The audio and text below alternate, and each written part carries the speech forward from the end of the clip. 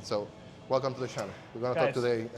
welcome to the channel. Welcome to Cyber from the Gym. We're gonna be talking today about different areas. We're gonna be talking about different things today, while we destroy shoulder and abs, or at least try to. Yeah, I need that. I need the abs portion. Excuse me, guys. So I was talking to Will earlier today about the topics for today's video, and I was listening to these guys where they talk about they talk about SEAL Team 6, which is the pinnacle of special forces, special groups in the U.S.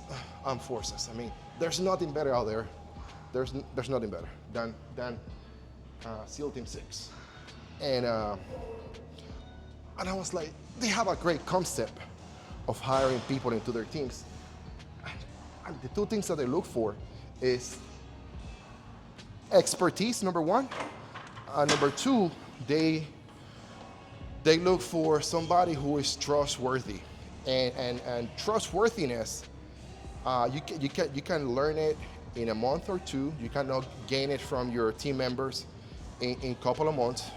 And then I was thinking, how can we apply this to cyber? And the reason why I'm saying this is because cybersecurity is one of the, I'm gonna walk, guys. It's one of the fields with one of the highest attrition.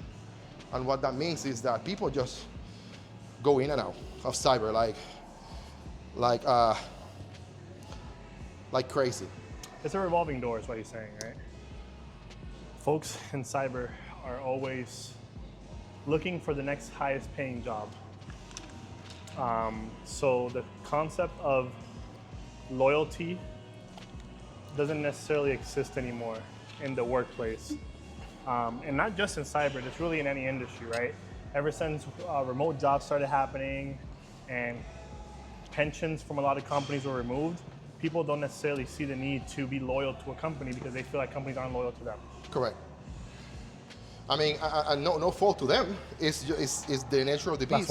Yeah. There's companies out there paying the extra money. So if you're working 40 hours in 5 days for company X, and that company pays you $175,000 a year, and then company 2 comes out and say, hey, I would like for you to do the same thing that you're doing there, but I just need you to work 30 hours, 30 hours from the office, and the other 10 you can work it from home, checking emails, X, Y, and Z. And we're giving you a 20% pay bump. Yeah, hey, bless your heart, keep on going. Let me know how it goes. Yeah, don't burn bridges, put in your 2 weeks, say thanks for working with everybody, see you later. Right? At the end of the day, it's good for your family, good for you. And not just, loyalty just isn't there anymore, which kind of ties all of back in to the intro, to what we were initially saying, that maybe one of the key concepts when it comes to hiring team members isn't necessarily their technical ability, isn't necessarily their ability to problem solve or be good at the job, but maybe it's trustworthiness, loyalty, and what value they can add to a team outside of the technical perspective, because I'm a firm believer that anybody can learn technical skills, right? It kind of goes to the other video. Everybody can learn technical skills, but not everybody can be emotionally intelligent. Everybody can learn technical skills, but not everybody's loyal. Not everybody's trustworthy. Not everybody has the best intentions for you, the company, or the team, which is why, outside of the technical aspect, this might be one of the more important factors when hiring team members or when looking to expand a team or a crew or a work environment. Because when you hire someone within, you know who is going to hide for 2 hours a day in a room where the switches are doing no work, or somebody who's going to go and audit 2 computers. Listen, I'm telling you. I work with a bunch of people that way, right? Oh, no, don't. We never did. No, we don't. They're masters of hiding. No, we don't. When people get lost sometimes and they get complacent in the job, and next thing you know, you're looking for somebody to do something and you can't find them because they're prioritizing other things. Yeah, sometimes you have to go. Maybe your company has one of those tools where you can check the last door or the last area of your company where this individual checked in, And that's where I go. Oh, this guy, last time he checked into this room, Yep. it was at 12 o'clock. That means that he went 11:30, have his lunch, and then he got tired, went to this room to audit computers. Yep. Sleep. And then you go to those rooms, and then 9 out of 10, you're gonna find that joker. Yep. So, yeah, And trustworthy. they hear the door and they hit you with the wake up, start clicking the mouse. Yeah. That's what you're doing? That's what you're doing? You're not slick? What's next? More shoulders. I mean, not everybody that is being with the company, is trustworthy Right. from the bat. It's like not everybody that goes to that graduate from bots is going straight to SEAL Team 6. Right. Because they have to go to those teams and they have to prove themselves and they have to be one of one. And the team decides if you're in or out.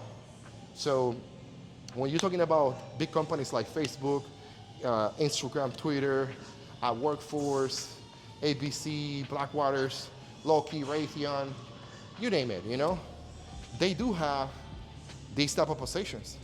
So how difficult is to honestly fill those positions with somebody that they know is gonna give them and pay their dividends? Because these positions pay not 100 or 200,000, but upwards of 250.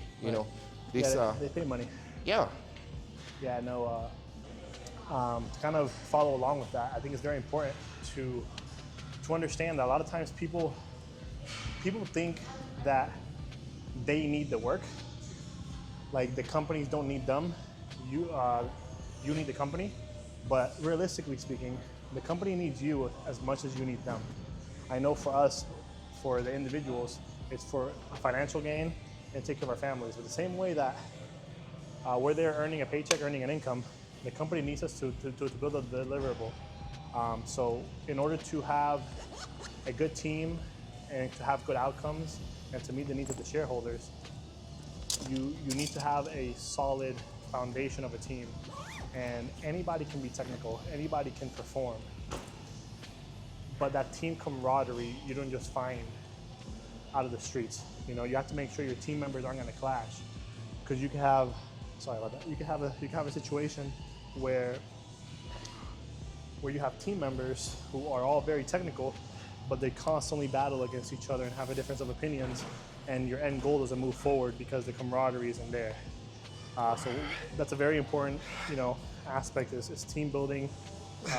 When you're a manager and when you're hiring a team, you have to take into account not just the technical skills of a team, but what a team needs to work together effectively. And that, a lot of the time, that might not be the most technical person. You might need somebody that brings charisma. You might need somebody that brings, Yes. comical relief. Maybe the whole team is very serious. You might need somebody that brings a little bit more, lights up the room a bit. Yeah. They might not necessarily be the strongest one, but understanding your team composition as a manager, as a hiring lead, it's going to really help boost productivity because you're giving the team essentially the fuel that it needs to be successful, and you're not just adding fuel to the fire just to solve the end goal. You're essentially making them better by understanding what is missing, and that might not always be technical abilities. Yep. That might be trust. That might be, comicalness. That might be somebody that's lighter, has a lighter personality, right? The personality side of it. A good listener. A good listener, right? Yeah, that's very important. A good listener. You might just have a room full of, respectfully, I can say this, IT people, technical people are very technical, right? They're not the most people-friendly people. People sometimes, skills, yeah. They don't have people. They don't have the soft skills.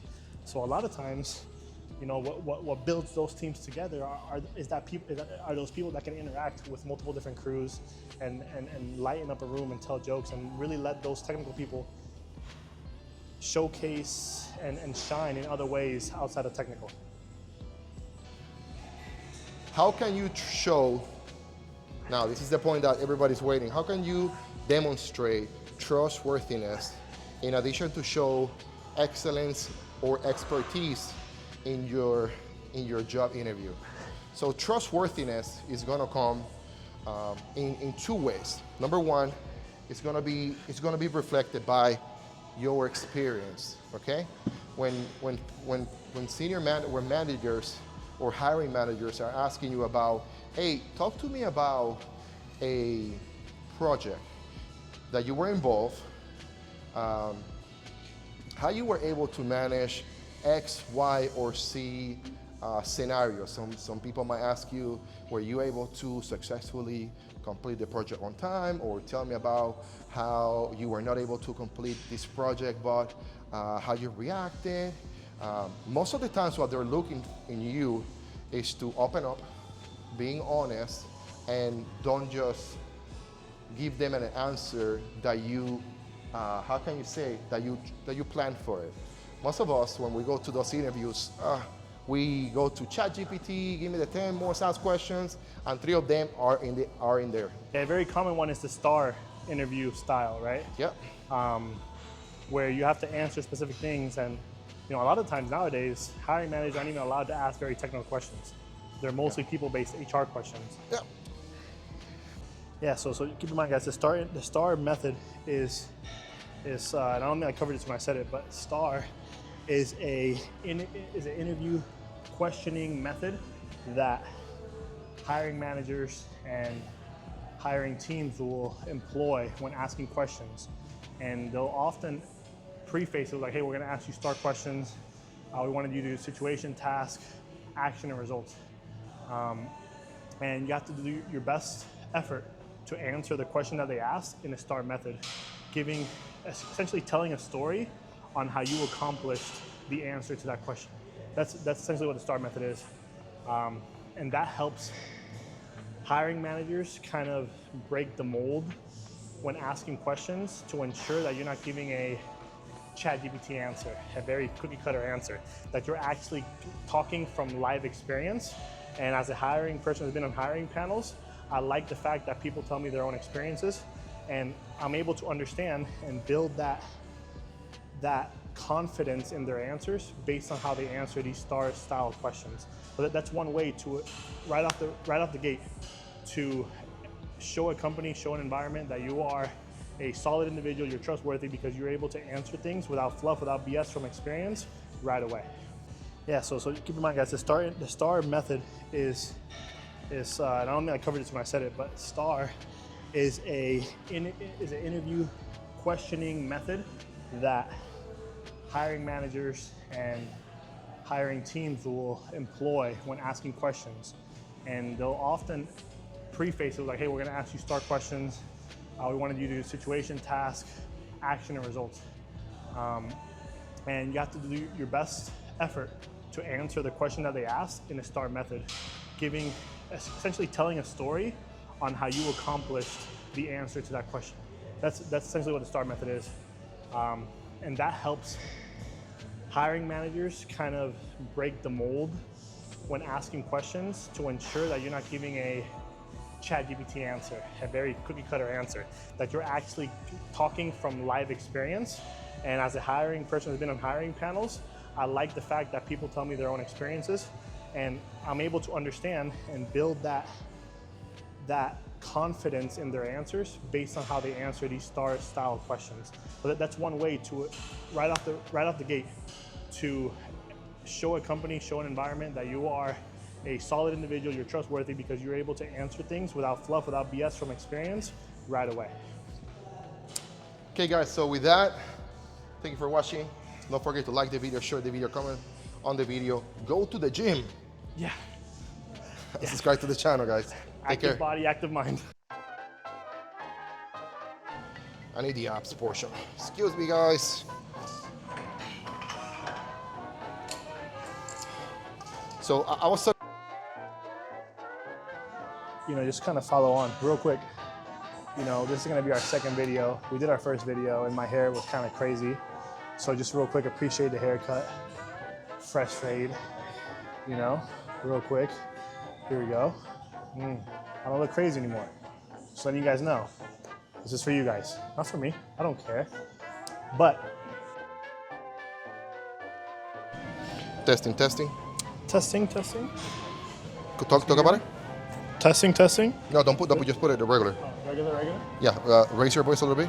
Hello, testing. Okay.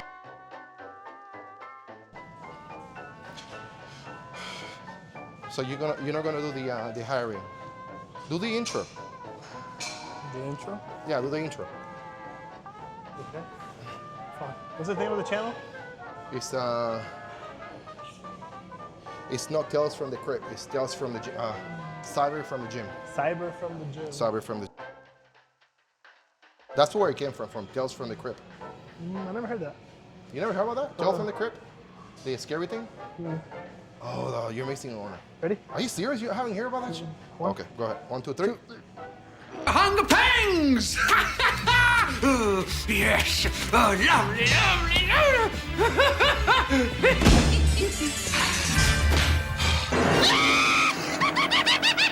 Tales from the Crypt. Yes, I think I will do the same way for my last set.